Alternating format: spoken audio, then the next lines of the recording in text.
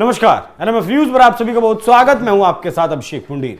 Trump प्रशासन के दौरान शायद सबसे काला दिन अमेरिका ने देखा है, क्योंकि अमेरिका में फिलहाल शटडाउन हो गया है। शटडाउन का काउंटडाउन शुरू हो गया है।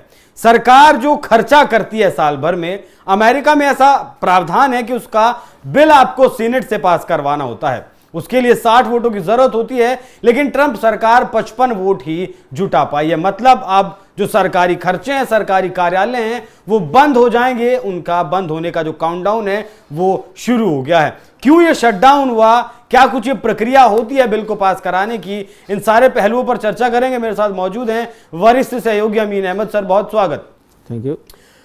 शुरुआत से बताइएगा, क्यों ये बिल पास होता है, क्या पास कराने का तरीका है, कितने वोट चाहिए, और अब इससे प्रभाव क्या पड़ेगा अमेरिका के ऊपर? बिल्कुल, ये एक तरह से जैसे आप नया शर्ट पहन के और नया जींस पहन के आप मार्केट में निकले हैं और कहीं से कीचड़ आपके शर्ट पे आ जाए और वो गंदा हो जाता है, उसी तरह से इसका इम्पैक्ट अमेरिका पे पड़ेगा। दुनिया को धमका के अमेरिका फर्स्ट कर रहे थे और अचानक से कल ही रात को ये बिल पारित होते हुए वो पारित नहीं करा सके। मैं इसे आसान भाषा में दर्शकों को समझाने के लिए कुछ उदाहरण से समझाता हूं और फिर बाद में अमेरिका की बात करूंगा। सबसे पहले आप ये देख लीजिए कि हमेशा से सभी लोग देखते हैं कि आज जो है सदन में जो है भारतीय संसद में हंगामा हुआ तो 1 लाख रुपए का नुकसान हुआ या 1 करोड़ का नुकसान हुआ। वो 1 करोड़ का नुकसान क्या होता है? नुकसान ये होता है कि जो सांसदों को टीए डीए और वो सारी चीजें मिलती है, वो रोज के हिसाब से उनको महंगाई भत्ता वो सारी चीजें दी जाती है। जितने दिन आप सदन में आएंगे उसी हिसाब से आपका पैसा बनता है। तो अगर हंगामे की भेंट लोकसभा या राज्यसभा चढ़ जाती है तो वो पैसा नुकसान हुआ, क्योंकि वो देश की जनता का पैसा है, देश की सबसे बड़ी पंचायत है और वहां पे जो खर्च होते हैं, वहां के जो एम्प्लॉई हैं, जो पानी का खर्च है, जो कैंटीन का खर्च है, जो बिजली का खर्च है, जो एसी का खर्च है, उसके लिए एक अलग से जो है बजट पारित होता है जिस पे सरकार करती है। तो भारत की तरह तो नहीं, लेकिन अमेरिका में एक दूसरा जो है निजाम है जिसके हिसाब से हर साल इस बिल को पारित कराया जाता है। पारित में यह होता है कि एक साल में जो अमेरिकी सीनेट है उसमें कितना खर्च होगा, कितना क्या होगा, उसका फंड कहां से रिलीज होगा, जहां पे एम्प्लॉय जो सीनेट के एम्प्लॉय हैं उनके अलग से दिया जाता है। कॉपी पेपर का खर्च, आने जाने का खर्च, एसी का खर्च, जो उनका अलग अलग सबको केबिन मिलता है उसका खर्च सब दी जाती है। लेकिन वो कल जो है दुर्भाग्यपूर्ण था कि पूरी दुनिया को जो है धमका रहे डोनाल्ड ट्रंप को एक बड़ा ही शर्मनाक हार का सामना करना पड़ा है। अब कहा जा रहा है कि आखिर जो है ट्रंप प्रशासन जो है सीनेट के कर्मचारियों को कहां से खर्च देगा, जबकि ये बात नहीं होनी चाहिए।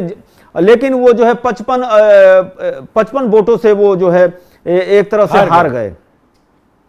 कहा जा रहा है कि उसमें वोटों की संख्या जो है 100 सांसदों का सदन में प्रस्ताव था जिसमें कम से कम 60 वोट पढ़ने चाहिए थे, लेकिन वो पढ़ नहीं पाए और 55 से 45 के बीच में अंतर आ गया, जिसका नतीजा ये हुआ कि प्रस्ताव जो है गिर गया।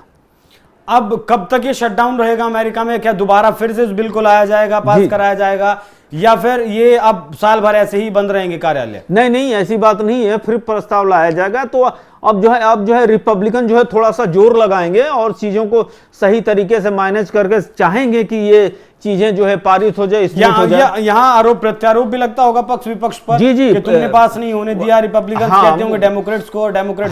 तो ये चीजें होती है।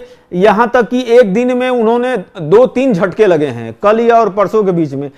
तो ये सारी चीजें होती रहती है, तो उस चीजों को देखना जरूरी है। लेकिन आप ये तो समझिए कि एक ही साथ जो हम चर्चा कर रहे थे कि जो है कल ही जो है बेंजामिन नेतन्याहू जो है अमेरिका में कह के आ गए कि हाँ वो मैं 20 सूत्रीय कार्यक्रम को मानता हूं, लेकिन जैसे ही वहां से आए और बोल रहे हैं कि हम तो इस चीज को मानेंगे ही नहीं, हमारी सेना वहां से हटेगी नहीं। दूसरी चीज, थोड़ा बहुत जो है बैलेंस करने की कोशिश किए और आज जो है व्हाइट हाउस ने एक फोटो जारी किया है जिस फोटो में जो है डोनाल्ड ट्रंप जो है फोन पकड़े हुए हैं और जो है क्या कहते हैं बेंजामिन नेतन्याहू फोन पे जो है बात कर रहे हैं और कहा जा रहा है कि कतर से माफी मांग रहे हैं।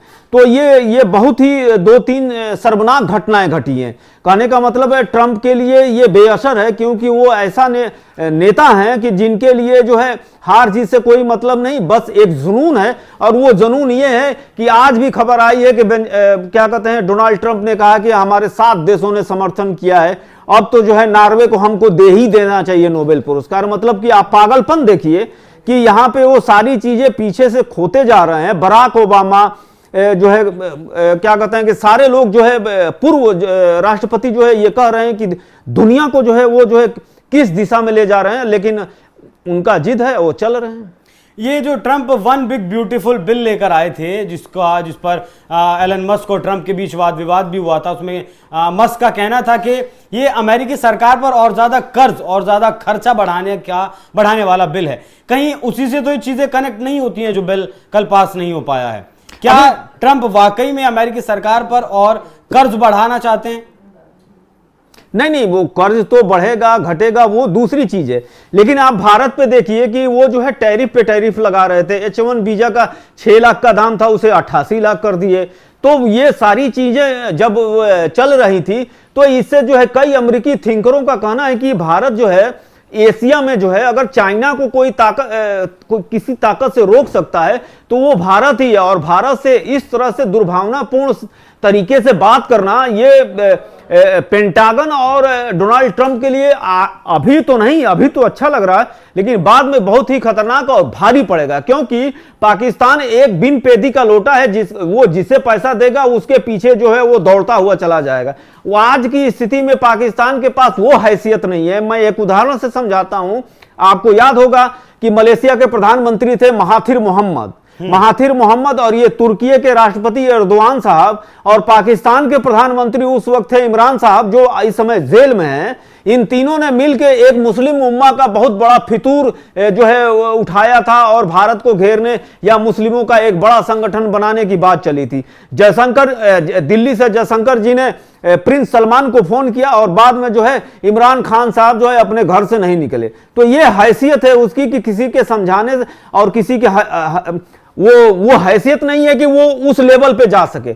उसको लेके जो है कई अमेरिकी थिंकर और जो है कई पूर्व जो है प्रशासक ये बात बोल चुके हैं कि आप जो है पाकिस्तान को अपनी गोद में बिठा रहे हैं जिसकी कोई हैसियत नहीं। हैसियत वाले से बातचीत कीजिए जिसके पास कुछ है देने के लिए, उसका मैन पावर हमारे पास है। गूगल का सीईओ भारतीय है, एप्पल का सीईओ भारतीय सीएफओ है, उसके बाद से एडोब का है, क्या कहते हैं कि IMF का है, विश्व बैंक का है। वो सारी हर बड़ी जो एक वो चीजें हैं जो अमेरिका को अमेरिका बनाती हैं, जो ताकत देती हैं। H1 वीजा इसलिए बनाया गया था कि दुनिया भर के सुपरमैन पावर जो दिमाग होगा वो अमेरिका में आएगा और अमेरिका को समृद्ध करेगा। भारतीय जो यहां से अमेरिका गए हुए हैं, चाहे वो सुंदर पिचाई हो, चाहे कोई भी हो, वो सभी लोग, इंदिरा नूई हो या पेप्सिको की, वो सभी लोग जो हैं अमेरिका को मजबूत किया, फर्स्ट अमेरिका किया। लेकिन अब पता नहीं कौन राय देने वाला है कि डोनाल्ड ट्रंप ये कर रहे हैं, जबकि H1 वीजा से नुकसान अमेरिका को है, न कि भारत का है। बिल्कुल, बहुत बड़ी बड़ी बातें करके डोनाल्ड ट्रंप सत्ता में आए थे। चुनाव प्रचार के दौरान बहुत बड़ी बड़ी बातें कही थी। और एक छोटा सा आंकड़ा अगर आपके सामने रखे तो अमेरिका की जो अर्थव्यवस्था है वो $30 ट्रिलियन की है, लेकिन अमेरिका के ऊपर जो कर्ज है वो 36-37 ट्रिलियन डॉलर का है। मतलब उसकी जीडीपी का 127% कर्ज आज अमेरिका के ऊपर है। ट्रंप ये चाहते हैं कि इस कर्ज को कम किया जाए, खत्म किया जाए, दूसरे देशों से उगाही करके, वसूली करके। जिस तरीके से ये टैरिफ बढ़ाया गया, लगातार देशों के ऊपर टैरिफ की मार की जा रही है। साथ में यह भी ट्रंप का सोचना है कि अपने देश के लोगों के ऊपर जो टैक्स का जो बोझ है उसे भी कम किया जाए और जो सुविधाएं मिल रही हैं उनमें भी और ज्यादा इजाफा किया जाए। और ये सारा पैसा कहां से लाया जाए? दुनिया से लेकर आया जाए। लेकिन ये सारी जो नीतियां हैं ये ट्रंप को कहीं ना कहीं उल्टी पड़ रही हैं। एक सर्वे आया था अमेरिका में, सर ने उसके बारे में बताया भी था कि नोबेल पुरस्कार की जब बात आई और अमेरिका के लोगों से जब पूछा गया तो केवल 22% अमेरिकी ऐसे हैं जो चाहते हैं कि ट्रंप को नोबेल का शांति पुरस्कार मिले। बाकी अब एक छोटा सा प्रस्ताव, सरकारी खर्च की फंडिंग जो होती है उसका एक जो बिल था वो पास नहीं करवा पाए ट्रंप। तो इस बात से आप अंदाजा लगा सकते हैं कि अपनी ही पार्टी में अब ट्रंप की जो उपयोगिता थी या ट्रंप की को जो मानने वाले लोग थे वही अब ट्रंप को नहीं मान रहे हैं और ना ही ट्रंप की मान रहे हैं। तो एक तरफ अपने देश में और दूसरी तरफ दुनिया में लगातार दुत्कारे जा रहे हैं ट्रंप। अब इस बात का ट्रंप को एहसास कब तक होता है वो देखने वाली बात होगी। बाकी अमित सर बहुत धन्यवाद आपका चर्चा में जुड़ने के लिए। बाकी दर्शकों आप इस विषय पर क्या सोचते हैं, अपनी राय हमें कमेंट कर जरूर बताइएगा। नमस्कार।